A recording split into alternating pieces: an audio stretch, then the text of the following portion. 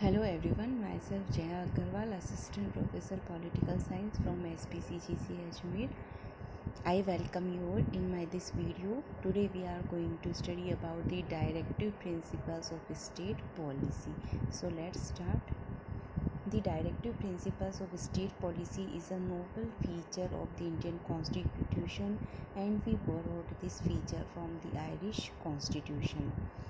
These principles are contained in Part 4th of the Indian Constitution, and the phrase directive principles of state policy means the principles which state should keep in mind while framing the laws and formulating policy.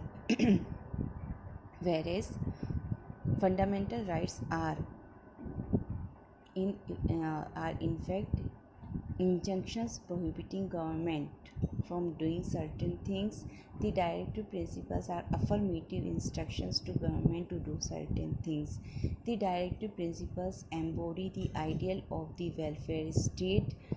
Most of the directive principles aim at establishing economic and social democracy, which has been promised in the preamble of our constitution. So what we understood through this paragraph is that the directive principles of state policy is a novel feature of the Indian Constitution. Second, we borrowed this feature from the Irish Constitution and Part 4th of the Indian Constitution, where these directive principles are mentioned. Next, the meaning of the directive principles. Next, these are affirmative instructions to government to do certain things, and the main aim of these directive principles are to create or make a welfare state. To achieve the aim of welfare state, and the basic goal of these directive principles is to establish economic and social democracy. And the state cannot be compelled through the court to implement these directive principles, and nevertheless the constitution declares that they are fundamental in the governance of the country, and it shall be the duty of the state to apply these principles in making laws. The inclusion of these principles in the constitution invests them with a particularly sanction and given them a character of a place that the policies of the state would be consistently directed towards the attainment of the objectives of the welfare state.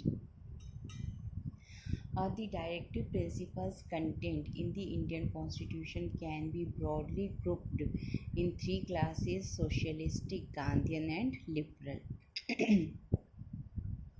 First, we will study the socialistic principles. Political democracy is impossible without economic democracy, and the founding fathers of Indian Constitution were aware of it. To provide economic basis for democracy, they laid down the following directive principles for the guidance of the state. First one is to provide adequate means of the livelihood for all citizens. Second, secure equitable distribution of the material resources of the country so as to prevent the concentration of wealth. Next, secure equal pay for equal work to both men and women. Next, protection of workers, especially children. Next, to make provisions for securing the right to work, to education, and to public assistance in case of unemployment, old age, sickness, and other similar cases. Next, to ensure a decent standard of living and facilities of leisure of all workers.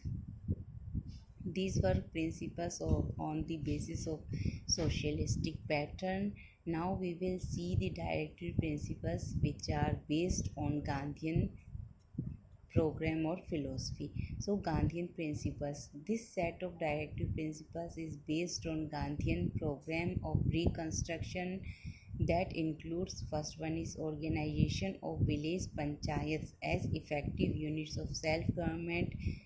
Second, promotion of cottage industries in the rural areas. Next, pay special attention towards the educational and economic development of backward and weaker sections of the community.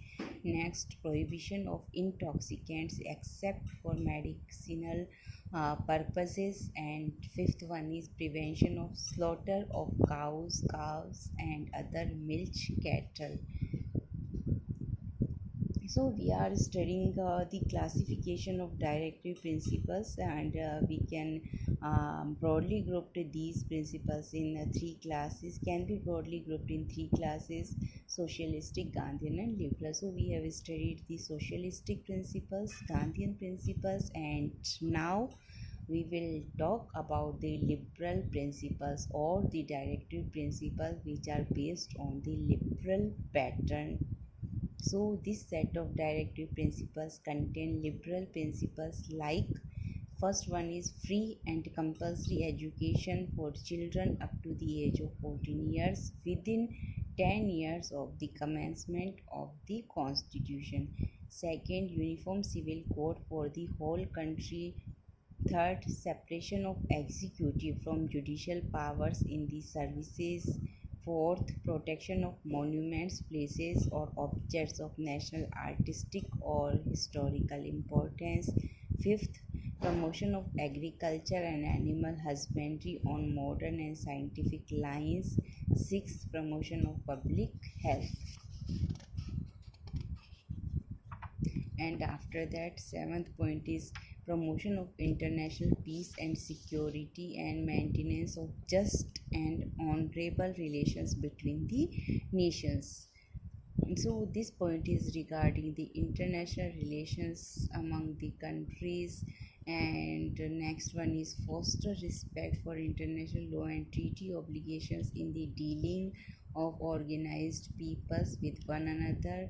And next one is to encourage settlement of international disputes by arbitration. So when we study about the directive principles of state policy, we find that the directive principles of state policy are not only related with the socialistic principles and Gandhian principles, as well as it is related to the liberal principles. And when we have studied about the liberal principles, we have seen that these directive principles um, aim is not only related is these directive principles are have a wide sense of performance, or create such a world that is based on peace, equality, democracy, and which can be seen as peaceful coexistence, because these are related not only with not just only with our nation, just only with India, but also it has a wide phenomena related to the international relations as well. So, in directive principles, our constitution makers not only thought not only about India, but also they thought about the whole world. And so today we studied about the directive principles of state policy, and which is a main feature of the Indian constitution, and which directs the state to do uh, to follow these principles in order to make establish a welfare state, a positive state, which is necessary for the development of the personality of a person, as well as if we want to make the we want to raise the living standard of the people, we want to establish equality, liberty, and all those principles which work as pillars of our democracy, as well as we want to establish international peace at international level. So that's all for today from my side. Thank you very much.